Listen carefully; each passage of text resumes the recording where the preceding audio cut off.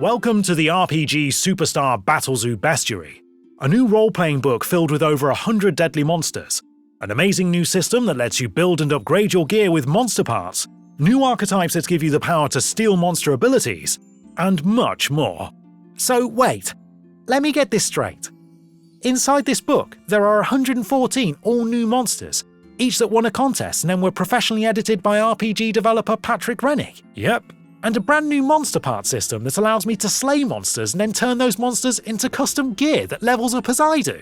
You bet. And several new monster hunting character options such as new backgrounds, you got it, and the Monster Mage archetype, which allows me to kill monsters and then steal their powers. Yep. And the Vestige Hunter archetype, which allows me to take parts from my slain foes and then incorporate them directly into my gear. And new magic items that were created specifically from the monsters found in this book. Yep. And there is a super cool special edition that I can get only from the Kickstarter and nowhere else. Yep. And you're also creating a 3-book adventure path featuring monsters from the BATTLEZOO Bestiary and utilising the new monster part system rules. Yep. And it's a pirate adventure. And the adventures are being written by adventure writing gods Patrick Rennie, Ron Lundeen and Linda Zayas-Palmer. Yep.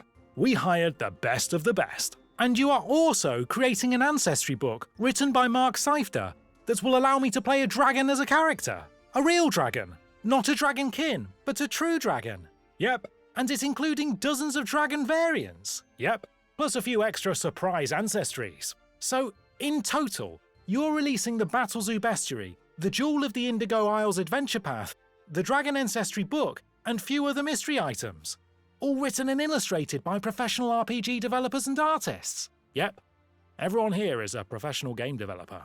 Wow, you really got everything. I guess I better hurry up and order. The BATTLEZOO Bestiary. By your friends at Roll for Combat.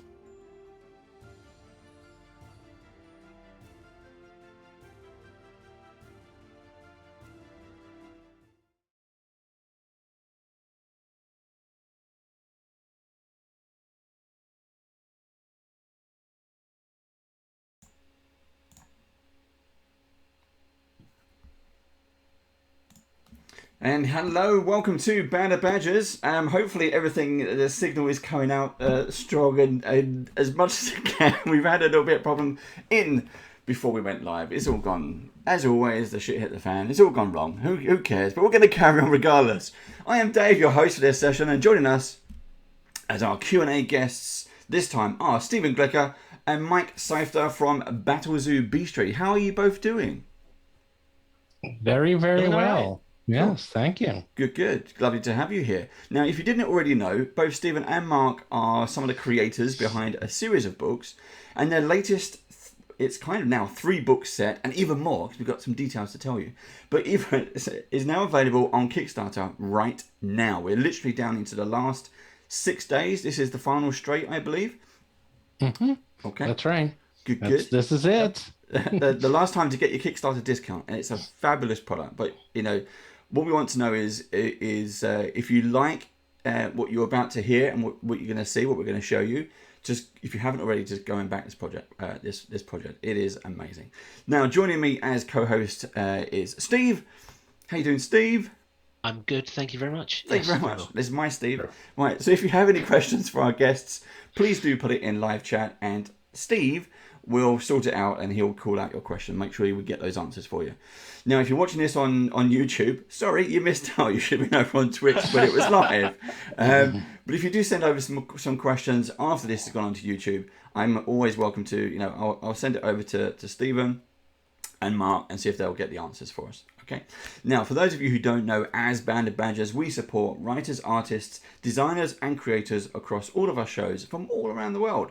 And if you have a roleplay game or a related product and you would like us to feature it here, we can do. If you want us to do a live unboxing, maybe you want to do an interview like what we're doing now, or maybe you have a Kickstarter that's about to kick off, just get in touch. You can find all of our content on our YouTube channel at youtube.com/bandofbadgers.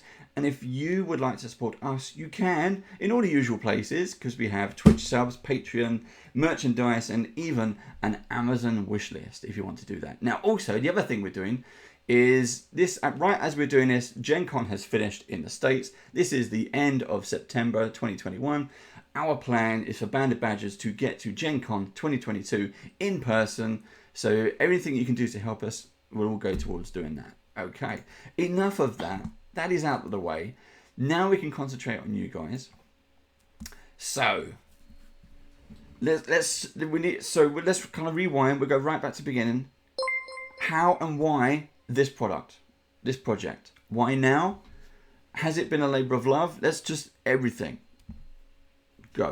Yeah. Basically, I will give the long story short is that it started off as Paizo used to do something called the RPG Superstar Contest, which I think they started way back in like 2008 or 2009. Yeah. And it was very, very popular. And the whole goal of the contest was to find new voices and people who wanted to break into the industry. And people loved this contest. I love this contest. Everyone remembers it. And it got too popular. And yeah, I think actually I got some of the adventures from those as well. Yeah. That's actually Yeah, right. That's one of them. yeah, that's one of the ones from one of the last few before Paizo stopped doing it. And I would go to conventions and someone would always ask when it was, like always, like every single talk. Someone's like, when are you starting it up? When are you starting it up? And they said, we don't know. And then I spoke to eventually skip over the whole part where we started a podcast at Roll for Combat, and we became licensed partners with Paizo and became very friendly with Eric Mona and everyone at Paizo. And then, the podcast became very popular. And then I approached Eric and said, hey, look, if you guys are not doing anything with, the RPG Superstar, I have some ideas. And so they liked my ideas and we licensed it from them and I ran it. And so we ran in 2020 the RPG Superstar contest where you would submit a monster, Pathfinder 2nd Edition monster. And we have an engine, and you can go there now. In fact, just go to rpgsuperstar.com and it will help you build a Pathfinder 2 monster. It will do all the layout for you. It'll suggest the math for you based on all the math Paizo provides you. It, really helps and holds your hand towards building a monster, but you still have to build the monster. And you can use this as a tool for your own homebrew stuff. But we had a contest where you would just make a monster and submit it. And the original plan is that we were going to have this come out, and then we were going to actually have the contest wrap up around Gen Con 2020. But as we all know, that didn't happen. So that pesky global lockdown. Yeah, world kind of fell apart. So I changed things up. I made the contest longer and I added more to it. And so we still had the contest. We still chose the winners, and we actually had a big difference. Was the old contest, it only had like one winner, and that was it. And I was like, you need more than one winner. And at first I was going to have like 32 winners, but Eric Mona was like, nah, you need to have a lot more. And because I wanted to do a book at the end, he's like, it has to be at least a 160-page book minimum. So I was like, okay, so 101 winners. There you go, 101 winners. So we got 101 winners or 101 monster winners because people can submit more than once. And then that was it. And then we got the monsters. They were voted on by RPG professionals and the public. And we had Patrick Rennie from Paizo, who's like Mr. Monster, professionally edit them. He gave them that polish and shine, so they are like up to Paizo standards. And then I was going to put out a book with all the monsters. And then my plan was I will take the book, we're going to print it, and then sell it at the Paizo booth at Gen Con 2021. But then we found out that they're not going to Gen Con. Again, there seems to be a pattern here. So I was like, fine, I'll just do it myself. And then we'll come out with the book. We'll do a Kickstarter, and it sort of grew from there. It was like supposed to just be one book, some monsters, a monster part system, and then it became dragons, and it became an adventure path, and that's a whole other story. So right now, ta-da, now we have a book. So the book is monsters made by normal people, no writing credits, no hardcover credits, and their names in the book. They got paid for their monsters. They got full credit for their monsters. We even showed them and talked to them. And even when I was doing the artwork, I would ask them for their help during the artwork. If they wanted to provide it, I would get feedback. We also gave them feedback on how and why we edited their monsters the way we did, from the original concept to the ended up professional concept. And there you go. So that's where it came from. Steve, you got We've had some? a couple of questions. I'll just jump in now, Sure. so that I don't scroll up too much. First question was, will the digital assets included in some pledge levels include the maps for the adventure, or do you have to buy the virtual tabletop pack? I don't know. Well, I don't know yet. The original plan for the digital asset package, which is pretty much free for almost everyone, that will give you all of like the pogs and the monsters that aren't cropped. That was the original plan. The main reason I do that is because I like to take the monsters and print them out from my own home games and give them as handouts.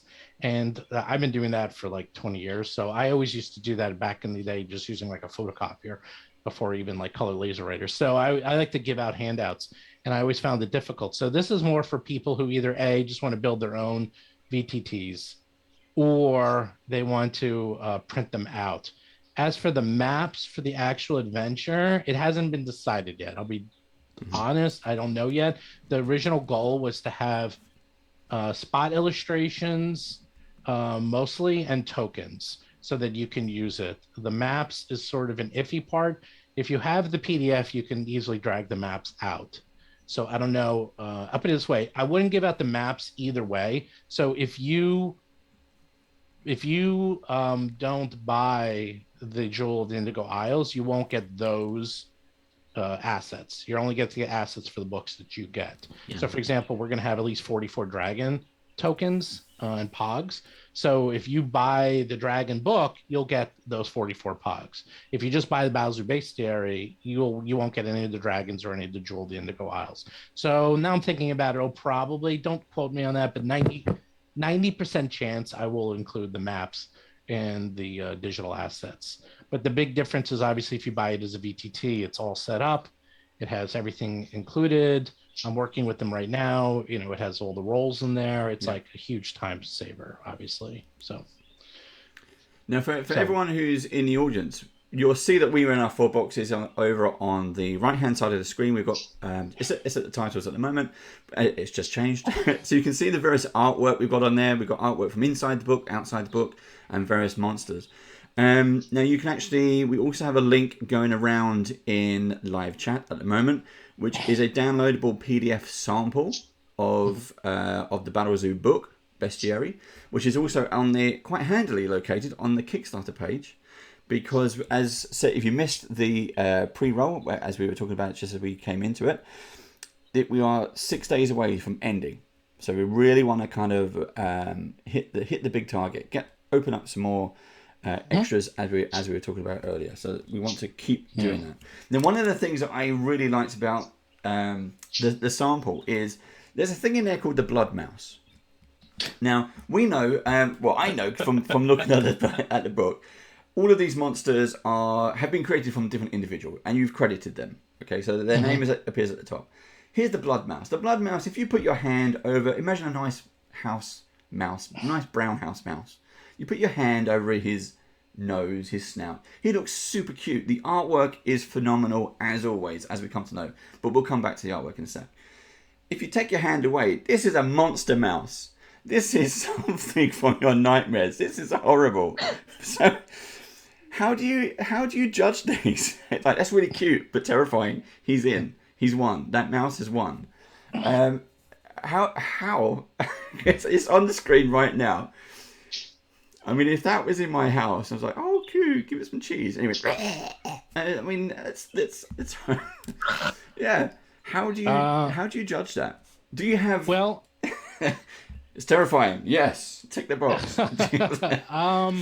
well, keep in mind the judging was done. So the way we did the judging, and Mark, although he was not a judge, did help me come up with the concept of how judging works, is that every monster is given, a small sample of the monsters are given to the judges, and they're random. It's random and everything's hidden. So there's no names, there's no information.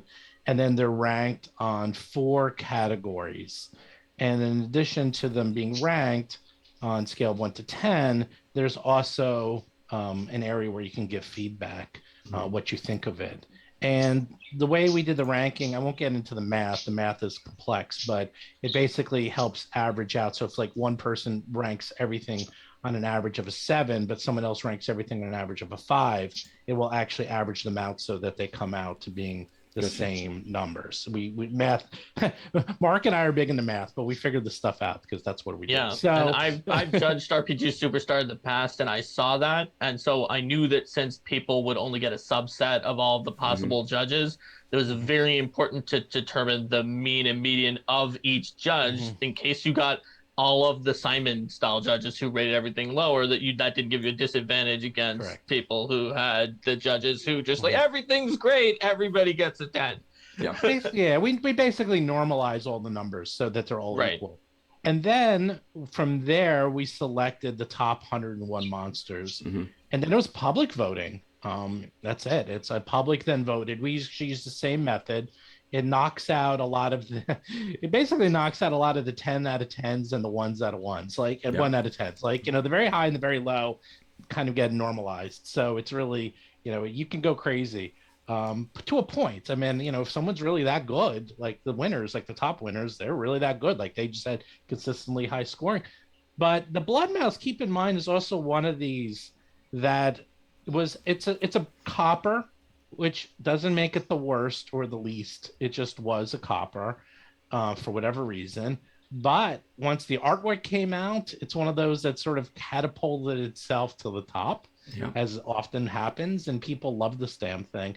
A lot of it has to do with the artwork, and I do have to take credit because I was in charge of all the artwork. But anyhow, we did a special thing there. If you want to know, you see how both ears are on the same same side. That's called a Mickey Mouse ear. That's what Mickey Mouse does. That's what mice don't look like. They don't have ears on the same side, but they look like that. But it makes you think of Mickey Mouse, and you're like, oh, it's so cute, and it just sort of adds to that, which makes it that much more horrifying when you see the mouth. Exactly. So, yeah. Yeah. You should have done it as like a I don't know, a fold out book where you could go, oh, it's a cute mouse and this is what it turns into, and just open up the secret panel. Right. This is the before and after. It worked. Yeah, I just feel like this RPG Superstar contest is really, really good for the writers and for people trying to get into the industry. Like when I was a fan trying to get into the industry, I wish there had been something like this for me that I could have done. The RPG Superstar that we did have at Paizo, there weren't as many people even made it from the public voting, and then from the big first round of voting onto a list of names, and then after that, only one person wrote a module. But here, you not only get your name on the page, you're published if you make it even to a copper.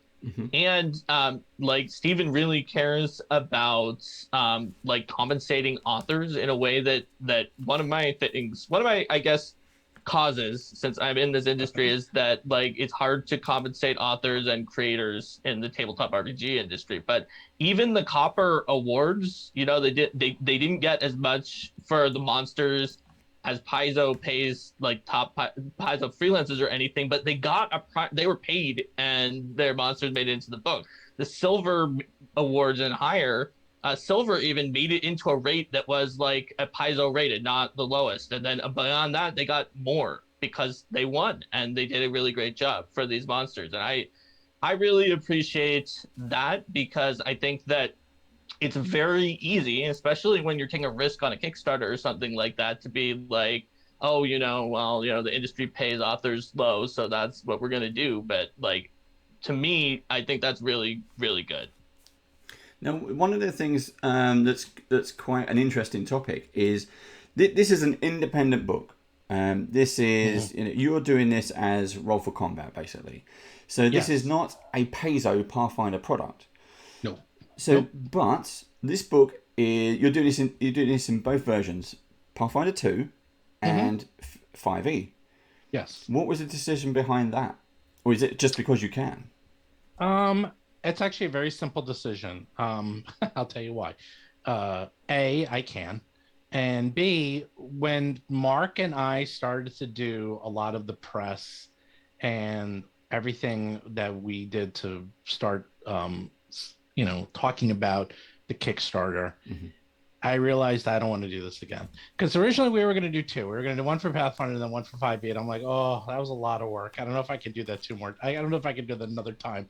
So I decided to combine the two. Because it was always the plan to do Pathfinder and then 5e. That's always been the plan. But I just, it's just more efficient and easier, at least, to do it all at once. So, it was a little bit ahead of schedule, but it's not that bad, at least so far, because if you're going to do it, the Pathfinder is much more complex, much more rules heavy. It's a lot easier to go from Pathfinder to 5e. Go from 5e to Pathfinder. Ooh, now I want to try that. I think that would be very hard, like really hard. But it's pretty straightforward. And I'm working with two writers from Ian World, and they're actually doing the new, I think, Level Up Kickstarter, which starts like in 2 weeks, and that's like it's going to be a massive Kickstarter, and these guys are great, the people I'm working with. So they've just been starting to convert all the monsters, and they're doing a really good job. The big difference is that they just know how things work. Like they know, like, for example, like how Frightened works. Like Frightened in Pathfinder has variations, as you know. It is like frightened 1, 2, 3, and it changes. But like in D&D 5th edition, it's just you're either frightened or you're not. So they know the nuances between the two. So when they convert the monsters, they not just convert them, but they're converting them with the nuance so that it should work well with that system. So, I mean, just like when you're translating between two languages, you want to have someone who is really, really deeply knowledgeable about the target language, or in this case, the target system, but also has strong knowledge about the origin language, or in this case, the origin system. And that was really important. And that, I guess, segues into a question that I saw in the chat about, like, Stephen, there's someone who's asking about translations for the BattleZoo Kickstarter. In their case, it was Portuguese, but just in general, I assume that the question stands. Yeah, that seems tricky. That seems very tricky. By the way, I don't see the questions in chat, but for some reason, so you just have to say them out. For some reason, it's not working for me. I know people want it translated into Portuguese and German. I mean, unfortunately, unless we can sell like hundreds of copies, it's probably, it's just not worth the expense, unfortunately. I mean, that's what I figured. It's a combination of not just expense of doing the translations, but actually laying out these books is, it's a lot of work, especially these bestiary books, because we do the same layout that Paizo does. Is that if you'll see, and this is like a subtle thing, if you're into design, you'll notice this. Some books, a lot of third-party books, they will have just extra space, white space it's called, at the bottom of the page. So if the monster doesn't fit the page, so be it. The monster might be like most of the page.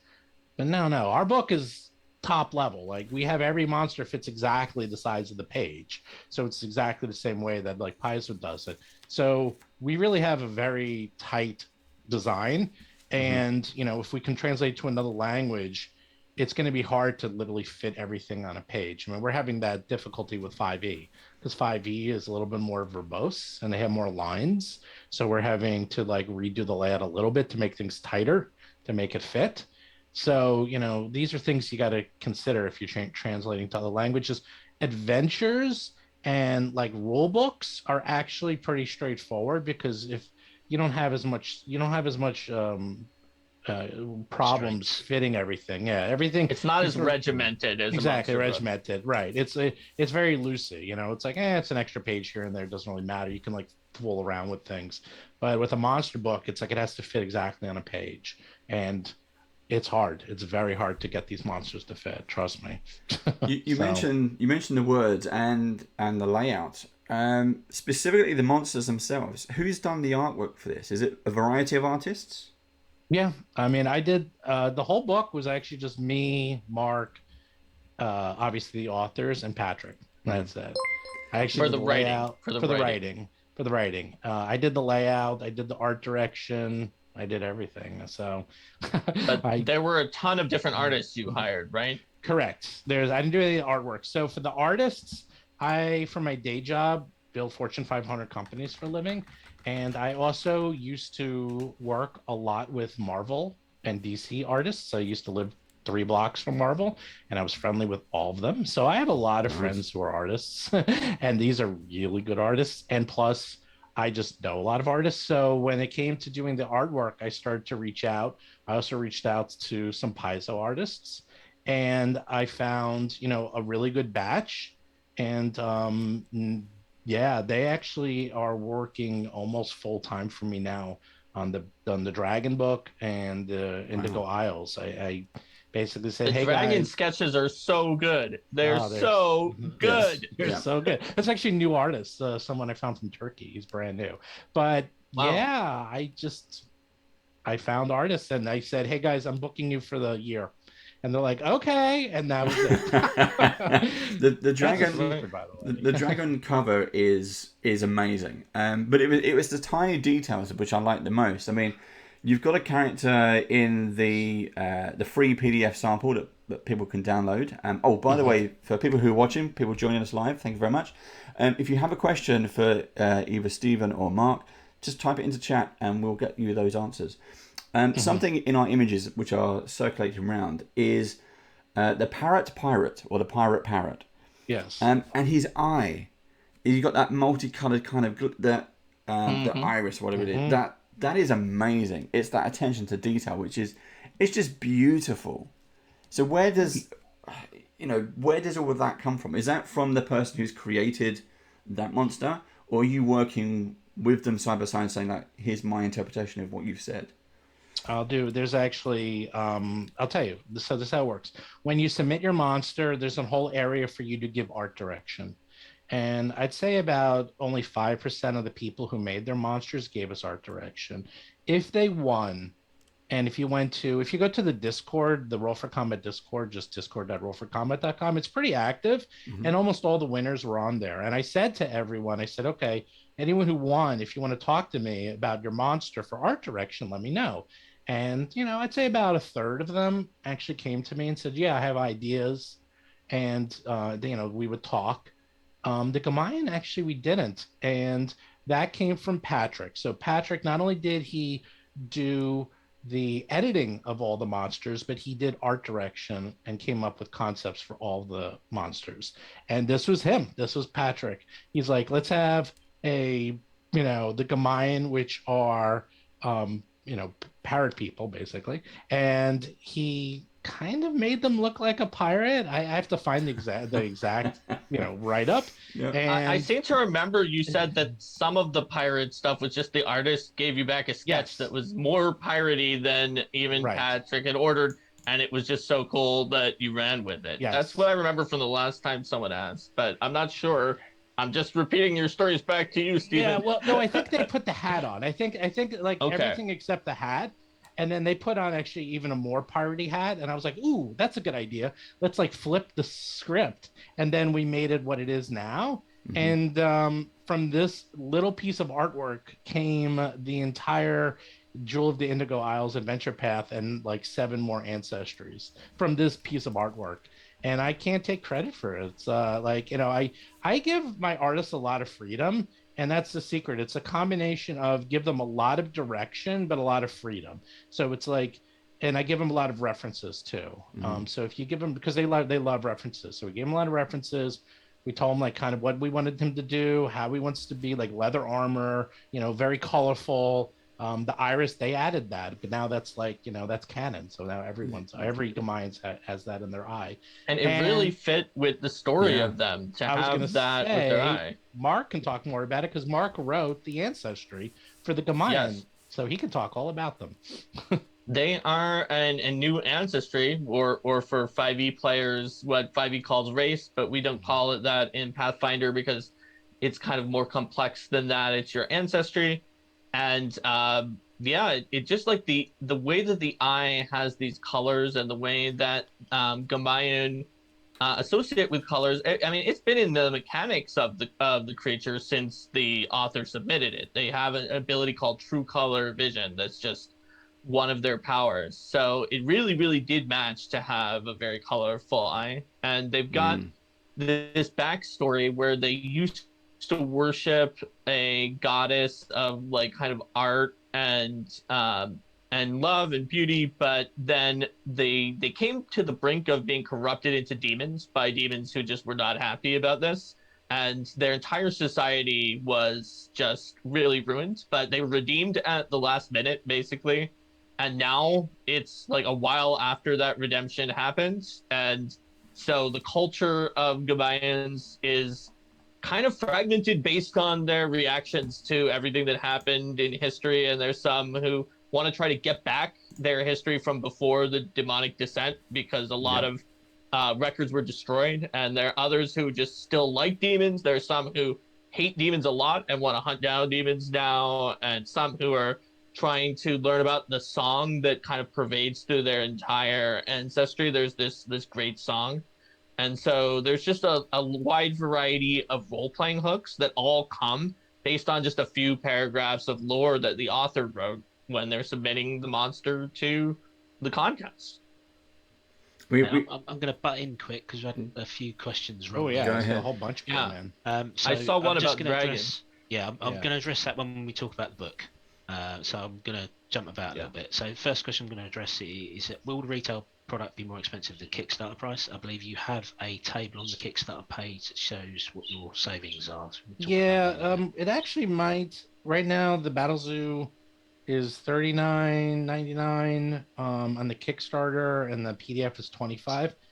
That might increase just because of worldwide shipping and everything that's been happening in the last few months, and printing press paper prices have skyrocketed. Everything's skyrocketed. Didn't shipping go up by times 6, or 600% increase? 2,000% increase. 2,000% increase. The shipping container used to be $1,500. Now it's over $20,000. So physical products have to get more expensive because it literally costs more to get them. So there might be a price increase after the Kickstarter. Because it wouldn't even show up in bookstores until at the soonest it would be the end of the year or the beginning of next year. I don't know yet, but that might go up in price. And the Dragon book might go. The Kickstarters, are they? Is that price locked in? Oh yeah. The Kickstarter is locked of course. in. Yeah. I assume. The retail price, and then for the Dragon book has gotten bigger and bigger, so that also might go up because that started out kind of almost like you and I were like, oh, it'll be like maybe 32, 48 pages. It's going to be over 100 pages, and by the time we're done, who the heck knows? Because you and I can't stop writing, but it's getting really big, that book. So that book's getting bigger. And Indigo Isles is already kind of expensive because I knew that thing was going to be a monster. And it's going to be the longest of them all, right? That's gargantuan. I mean, that book, there's going to be 50 pages just on ancestries, like just on that alone. I mean, but that's why, that's the benefits of using Kickstarter. I mean, that's the whole reason for doing it, is to, yes, you basically pay now, and you might not get it for 6 months, 9 months, a year, or who knows what next year is going to hold for us. But yeah, you pay for it to get that discount. Once it hits retail, it could be anything. And that depends on where it's going to be internationally available as well. I mean, there's only so much available. I wanted to kind of jump in because we're talking a lot about the BattleZoo Bestiary. And it's not just one book. So what these guys are doing is 3 books. We have the BattleZoo, which is all the animals. Then we have the Dragon Ancestries.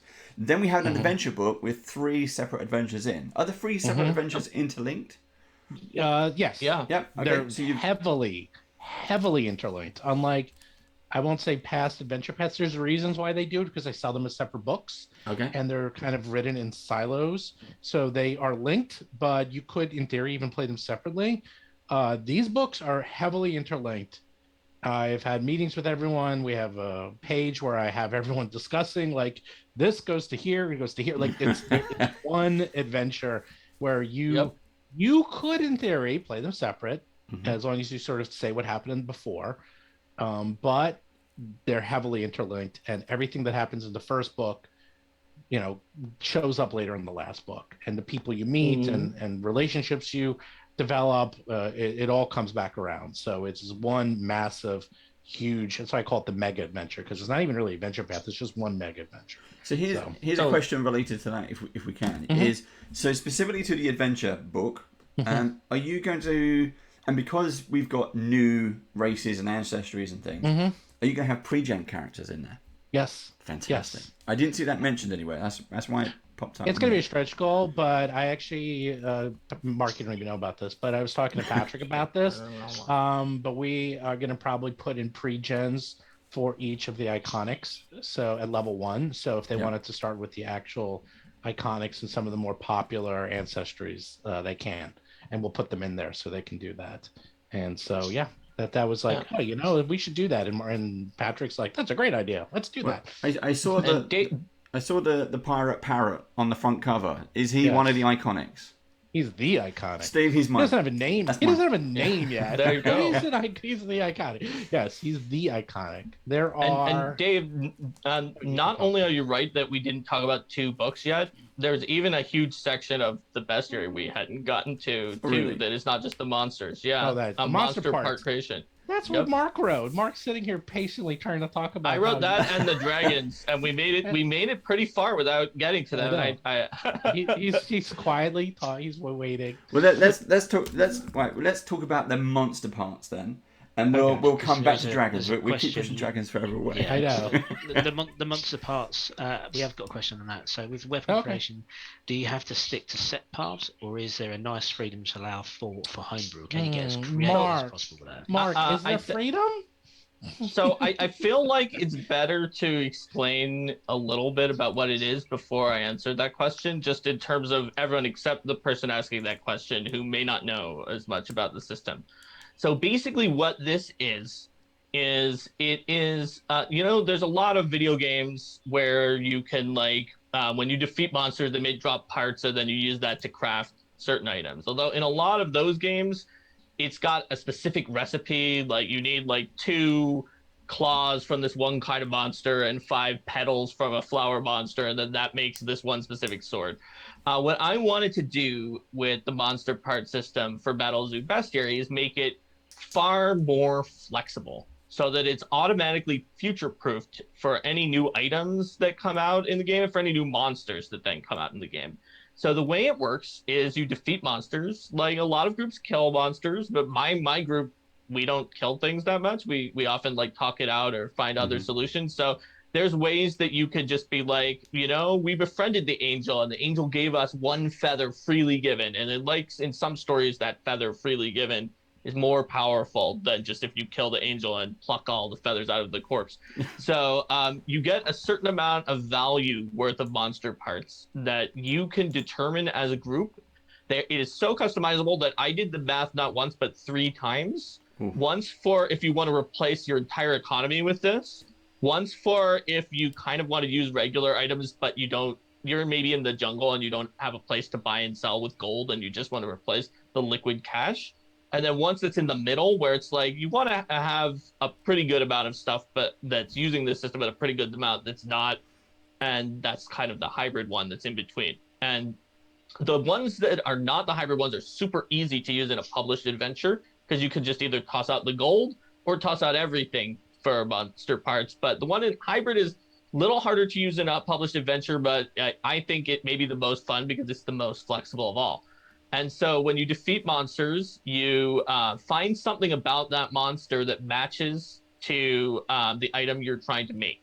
So if you defeat a Tyrannosaurus Rex, it has jaws that can do piercing damage. So you can make a piercing weapon, or a weapon that can do versatile piercing, like a longsword, out of the Tyrannosaurus Rex's fang. And if you defeat a fire dragon, you can add fire tier weapon, because the 2 things you do is you refine, which is you create an item and then possibly up its base core statistics, which kind of like the fundamental runes in Pathfinder 2nd edition, like striking and potency. Or you can imbue, and when you imbue a special magical property. And so there are not only a bunch of imbued properties that scale from level 1 to 20 with often 6 to 10 different tiers of power as you level them up, but also that some of them have multiple paths. So when you imbue fire, you can do magic fire, where you get spells like fireball, or you can do might, where it just does more damage, or technique, where it's lights them on fire and does special kind of debuffs, right? And so there's a huge amount of flexibility. The items level up along with you as you put the monster part in. It's kind of like XP for your items, and it levels them up, and their statistics get better and they get more power. Now to the question. The question is, what can I create my own? Maybe my own imbued property. Like Mark gave us fire and cold and things like that. But what if I want a flowers? I want an imbued property that's about flowers and it gains power of flowers. You can. And there's a whole bunch of examples of the ones that I did create in there. So you can take those as a baseline and you can be like, yeah, it's flowers. You need to beat a plant, maybe a plant monster to get the parts that you need to add flowers to your thing. And here's what flower ability you could just homebrew. Not only is it extensible, you can create more, but not only can you create more, but we will, because already Steven has planned for Linda in her adventure at the end of the adventure series is going to include as parts of the adventure, what? Throughout the adventure. Throughout the adventure. Okay. Yeah, not just the end. Okay, fair enough. Is going to include some extra imbued properties that are like, hey, here's some rewards and these new imbued properties you've never seen before that specifically might work from the rewards you gained in this adventure. So it can be extended almost infinitely. All you need to do is come up with an idea for an imbued property and then come up with the track, the level 1 to 20 advancement of what the imbued property is going to give you. And then you can do it. So that's my answer to the question, while also briefly explaining what the heck this system is. Yeah. There's just to add like another 30 quick seconds. If you go to Reddit on the Pathfinder 2 board, I put a pretty long example of exactly how you would make a part and then imbue it and add magical properties. I gave step-by-step instructions so you can see how it works. And the other thing is that there are other people who have done monster part systems, and they have all done it the Monster Hunter or Kingdom Monster Death way, which is you kill X monster to make Y weapon. Ours doesn't work that way. Mark, it's beautiful. You know, you kill anything and can make anything. That's it. It's basically with some restrictions that make sense. Like, you're not going to make a hard full plate armor out of an ooze because there's nothing in that ooze. You're right. But even that's optional. There's a few common sense rules, but of course the GM and the group can decide whatever we harden the ooze. But you could pretty much make almost anything out of almost anything that you want. And it's just your imagination. I saw another question up here about whether it's going to go into Path Builder, because a lot of people like that as their character builder. Let me think. Yes, it is going into Path Builder. That will be an announcement. So yes, we're putting in at least right away. I'm already talking to Dave, I believe, at Path Builder, and we're going to get, because there's new there's new archetypes, there's new backgrounds, and there's new magic items, and those are all going, and that's from the Bestiary. That's all going in right away. The monster part system, it's a little more complex. It's basically, the easiest way to explain it is the runic system on steroids. It's very similar to the runic system, just instead of having like the runic system probably has what are they called, the imbued properties, or what's the like the fire runes and so forth. Like there's only maybe like 20-50 types of those magical runes. Ours has infinite number. I mean, there's a lot. There's thousands of ours. So it's the runic system, only way bigger. But it's very similar to the runic system. It's just way more nuanced. So that might go in eventually. But yes, it's going to be in Path Builder. We're going to get the new ancestries in Path Builder. We're going to get the new archetypes, the new backgrounds, magic items, anything we can. It's all going to go in Path Builder.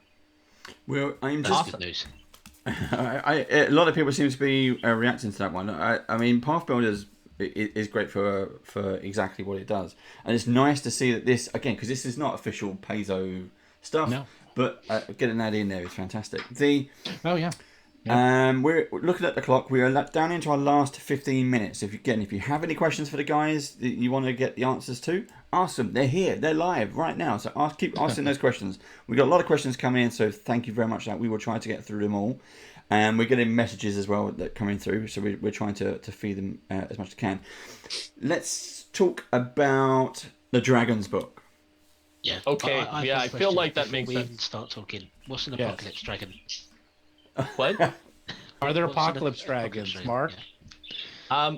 We have every dragon that is a true dragon that appeared in Pathfinder First and Second Edition. And due to the fact that the Apocalypse Dragon is one of the planar dragons from Pathfinder First Edition, that means that there is an Apocalypse Dragon in that's going to be in there.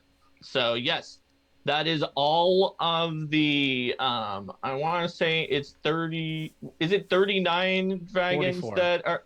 44. Well, but does 44 include? But I was going to say the 39 plus 5 new ones. Is 44 Yes. including? 44 is including our 5 new ones, right? Yes. Or is it 49 with those? I thought it was. No. It's 39. We went through the books and we found every single true Yes. dragon in Pathfinder. And every there's single 15 in Pathfinder Second Edition. Yes. There's 24 that were only in Pathfinder First Edition because there are 9 planar dragons and there's 15 non-planar dragons. So that is for a total of 39. that's 39. Then there's 5 brand new dragons, many of which were unlocked by the Kickstarters by reaching certain stretch goals. That are going to be added: the Amber, Cerulean, Indigo, the Harlequin. Vermilion, and the Harlequin. Yep. Yes. So those are a brand new group of 5 dragons that I even earlier today sent Steven some back and forth pitch because he gave me some pitches. I'm sending him back some pitches. We're figuring them out. So basically, the idea of this book is something I wanted to do since, a few months after Pathfinder Second Edition came out. I started writing out some of the rules, ideas of how to make it so you could play dragons. And then I was like, I can't afford to make this book because art is very expensive and it might just not sell. And then I wound up spending a lot of time to lose money and I can't risk it. So I shelved it. But when I was talking to Steven after I finished the monster parts, and the monster mage is kind of like a blue mage, and the vestige hunter and the other stuff in the BattleZoo Bestiary book, and I'm talking to Steven, and again, Steven really cares about taking care of authors, and so I was very happy with how it worked and the rates I was going for. So I was like, I would be happy to write for you with priority on something else. And so Steven has some other ideas for his own things. And I told him he's like, this is my best idea. I was saving it for myself, but I don't think I could do it. And Steven's like, all right, yeah, we're going to add it to this Kickstarter that we're doing right now. And I was like, Steven, are you sure? I feel like it's like another killer app. Sometimes there's wisdom not to have multiple killer apps in the same thing. He's like, yep, we're doing it. You've got it greenlit. Yep. I was like, okay, so probably like the chromatic and metallic dragons from the Bestiary 1 are a good place to start, and we could do expansion PDFs with more or add them on as stretch goals. Steven's like, no, we'll do all of the dragons. And so I'm thrilled because that is the maximum amount that I could do, and I'm very excited about this. So you're going to be able to play a dragon. And what that means is that I worked very carefully to look at the lore of dragons, sort of take apart what makes a dragon a dragon. How can they even fly when they weigh so much? When birds in our world need to have hollow bones. That's a lot of detail. And the answer to that is magic. I mean, magic is a good hand-wavy answer to anything, but dragons use magic to fly, to breathe fire, to have their scales be so hard. It just pumps through them. See, I'm going to interrupt because I wanted to put in there that when I heard about that, it wasn't just a dragon's book, but how you play a dragon. Now, I've seen various help advice on how to do this evil dragon, how to do the good dragon. It never comes off. I'm always the GM, never the bride. So it's always a case of doing that. So when you kind of get into it, if my party is 10th level, so okay, you find an egg. It's a big egg. It's a giant egg. And then you hear, what are you doing in my cave? You've got the typical dragon. It can bat its wings. It can bite you, flame, ice powers, whatever it's got, and tail. And that's it. And you rotate the same thing. All you've got is basically a voice and a personality to get through. But ultimately, you're going to die. And then you try a twist on that. So, you know, the twist is, okay, they're first level characters, they meet a dragon. Oh no, it's a good dragon. Now you've got the dragon from Dragonheart, or, you know, the Sean Connery dragon. Or you've got Falcor, the never-ending story dragon. And then but again, it's an impersonal NPC. It can take on missions, it could save you every now and then. This is why I wanted to see, can this give me more help and advice on how to bring a dragon to life? I think that it really can. I mean, it's not completely intended to be the book that tells you how your GM, as the GM, how to bring a dragon to life. Yeah. But because of its very nature of helping the players role play their player character dragon, it's going to tell you so much detail that you can then bring back for you as a GM. Absolutely. Because basically the way that the lore works for these dragons is that dragons, they live to millennia old, and they get stronger and stronger and stronger, and eventually they'll be like world-shaking titans of the world. But whenever you have something that takes a while, even though you know you're going to get it after the while, there's always someone who tries to find a shortcut. Yep. And so there have been many over the years, but in the lore of this book, there's one particular ritual that dragons have been able to reproduce. And what it does is it charges energy through your magic, including some of your potential from throughout your future, using like a combination of transmutation, time magic, and a few other very complicated magics. And it basically shorts out your magic temporarily. Some of the stuff that used to work is now not working for a little bit, but then it grows at a rate that's like hundreds of times faster, and you can become ridiculously powerful in years, months, maybe even weeks. You have to stress it and stretch it like muscles by going into stressful situations and combats and fighting and doing things like that. But you can become powerful very quickly with this ritual, and that is a PC dragon. And so there's a lot of cultural divide between dragons who you've used the ritual and sort of traditionalist dragons who look down on the ritual as like saying, well, it's a cheat, or, there must be some bad thing that happens to you because that sounds like you're stealing from your future. Maybe you're going to die at a younger age. And then the dragons who did the ritual are like, well, sometimes they do. Dragons do die at a younger age, but that's because they're going and fighting on doing all these things instead of sitting on their hoard, because the ritual encourages you to stretch the muscles of your magic. So that's sort of the overall thing. But to get back to your question, recently the Kickstarter unlocked an additional, there's going to be a page full of content with a piece of art of that type of dragon for all of the types of dragons. I was always going to write a little bit about each dragon, but getting a whole page is full of information that even if you take apart the things that are like, what is it like to be in an adventuring party, or what is it like to do this ritual, is going to tell you more about what the dragons are like. Like, did you know that green dragons, and even this is even in Pathfinder, and you can find it in the bestiary, but there's not a lot of it. They're huge nerds. they are huge nerds. They have certain facts and areas of fandom where they want to figure out the canon of like this. Maybe it's like historical genealogies of one particular kingdom or something like that. And so I expanded on it. So there's a whole page about how that situation happens. And the fact that, sometimes like red dragons, they can get into dominance battles between the ones who have done the ritual and the one who haven't, where the ones who have done the ritual get attacked while they're weak after the ritual.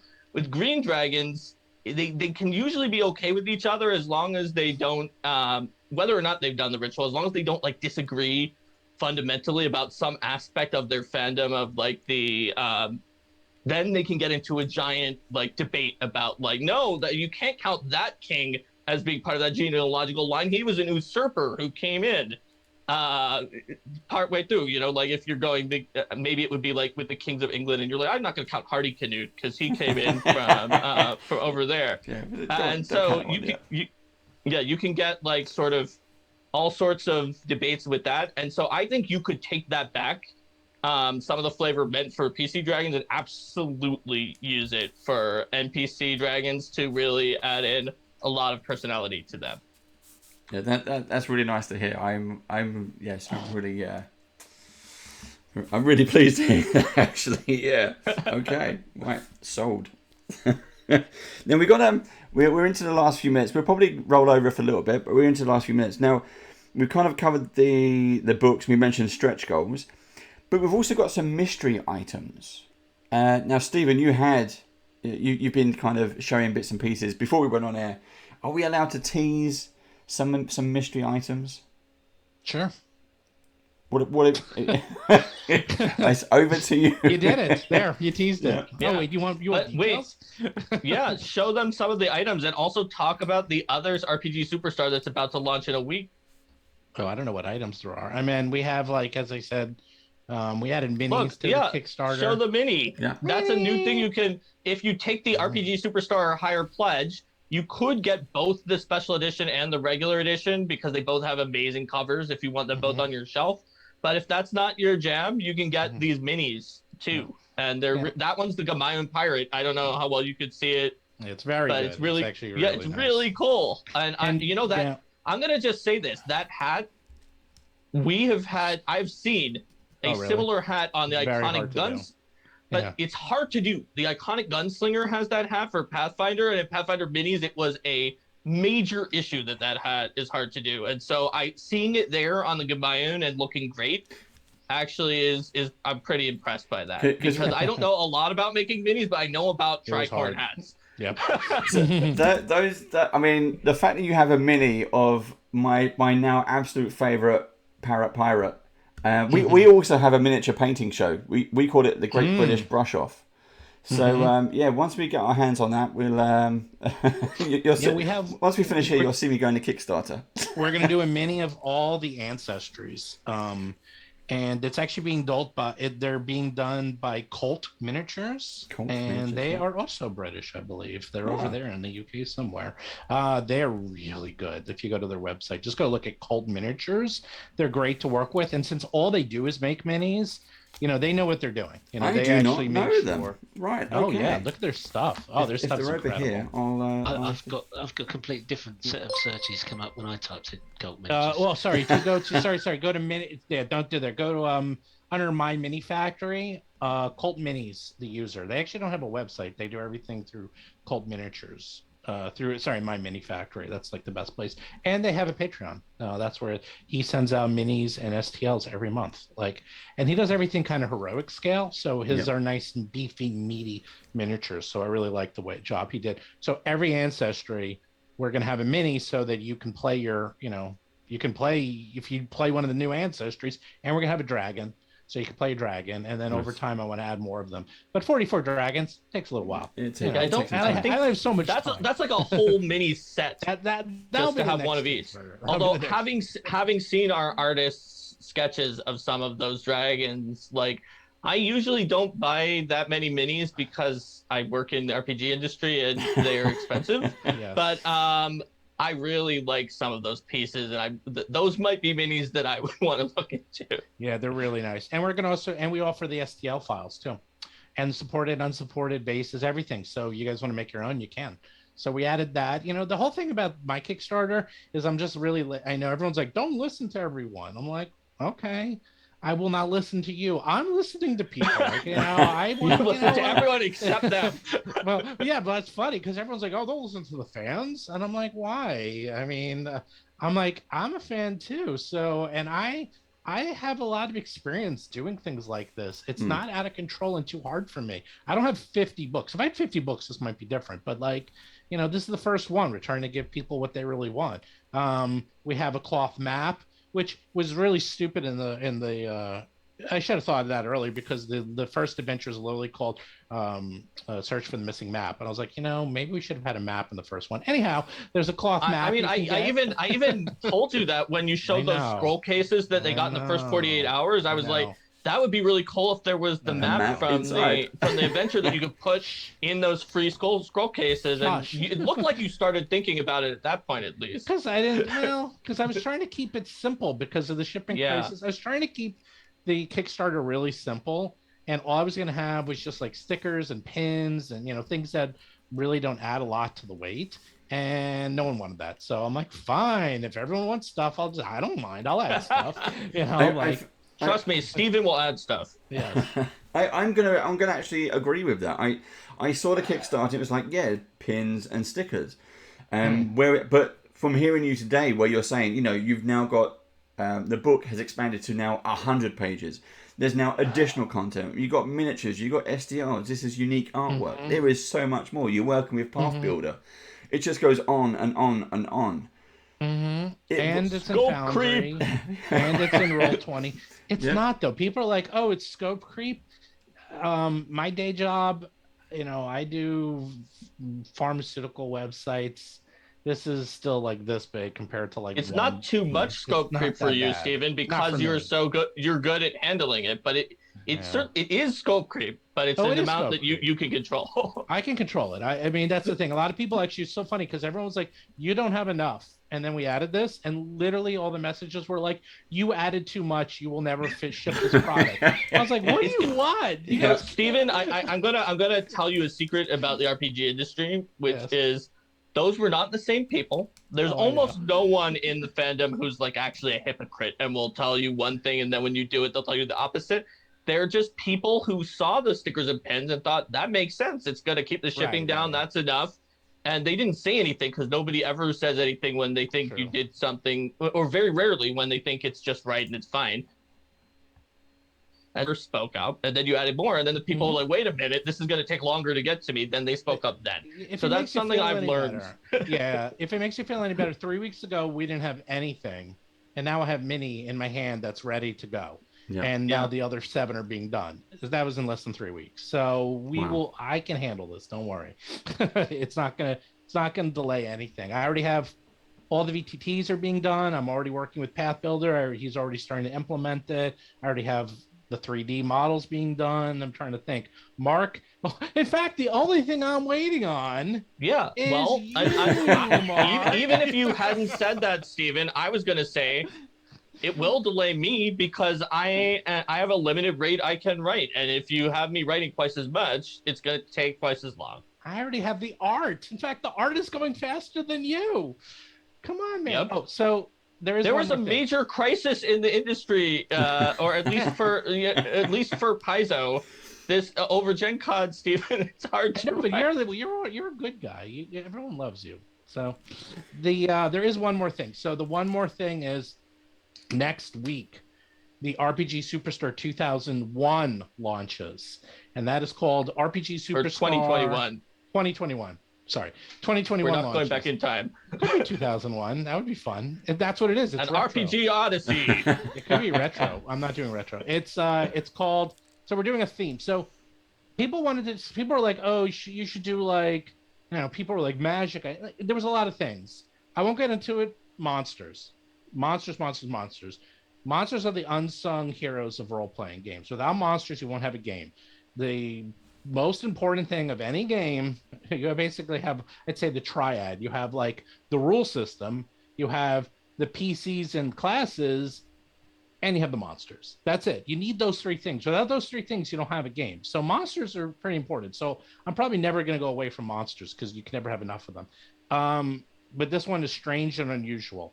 So what that means is you have to submit a monster that fits under the definition of strange and unusual. What does strange and unusual mean? It means whatever you want it to be. A good example is if you submitted a monster that was a killer goose, it's probably not that strange and unusual. But if you said, oh, that killer goose has 3 heads, ooh, that's strange and unusual, that monster. Yes, I haven't seen a goose killer that has 3 heads before. So there you go. If the goose's beak opens up anything like the blood mouse, we can we'll never sleep again. Blood mouse is totally strange and unusual. So that actually will be a category. A few things we've increased it. So last time we had 101 winners, which came out to 114 monsters because the grand prize and the top prize is actually expanded upon and made a whole family. This time we have 137 winners, and that actually should come out to exactly 150 monsters when we do the book. I expect the book to come out next year. And so we will, we're planning on doing this again. We'll have another Kickstarter and we'll have another book, and we'll do exactly what we're doing now. And I can tell you, we do have a system we're going to be adding to it as well. It might be a separate book. We don't know yet. But there is going to be another system very similar to Monster Parts that makes Monster Parts look small. Monster Parts was our test.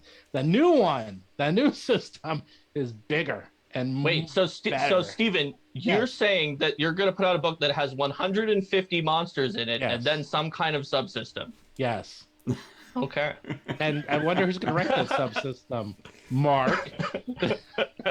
Well, I have to finish the dragons first, so just don't add another 50 pages to it. Well, I mean, I'd actually maybe enjoy it because there could be a lot of fun stuff to do, but it'll definitely delay when I can move to the next thing. Well, that's okay. That's okay. But yes, there's but next week it starts, and you can submit up to 3 monsters. Sorry, my dog is barking. Shh. She wants dinner. You can submit up to 3 monsters. It starts next week. Next week being the first weekend of October. I don't have an exact date. It's going to start no later than October 6th. It will probably launch on the 5th, which is a Tuesday. That's like kind of the soft launch, but it's definitely launching on the 6th because that's when Paizo's announcing it. So it's going to be launching by then, and then you'll have at least a month. You know, we're doing it during the spooky month of October to submit your monsters. Then it's going to go in voting. We're doing it different this year. This year we're doing public voting first, and then we're doing private voting by the judges. So we're switching it. And also this year we have Mark as a judge. He wasn't a judge last time. So Mark, I keep adding more stuff to you. Did you know all these things that you're going to be doing for me? Were you aware of all this stuff? I did. I'm seeing them. I'm seeing them add on. And I'm going to work hard to be sure to be able to complete all of those in addition to my day job. Just do what I do. Have infinite spoons. That's my that's Steven's superpower is infinite spoons. That's correct. And my superpower is very, very fast at mental tasks, but I have to have spoons. And sometimes it wears them out when I use them. So I have unlimited spoons. So if people want to get involved in it, that's RPG RPGSuperstar.com. Yep. I'll right post now, that in chat. if you go right now, it still shows the last year's contest.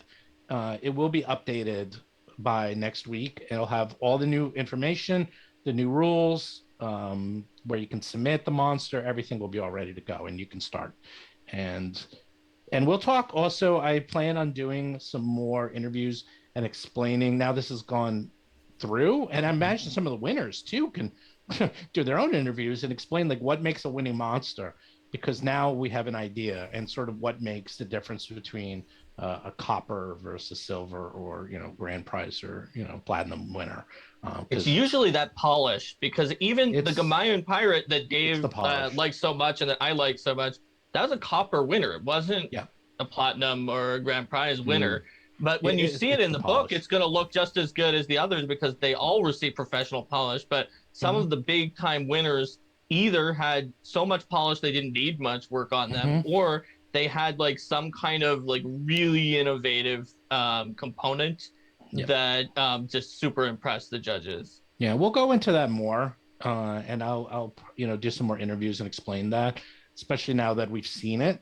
But really, it comes down to that, because like when the silver platinum winners won, they would write 2 or 3 more monsters to like even out the family.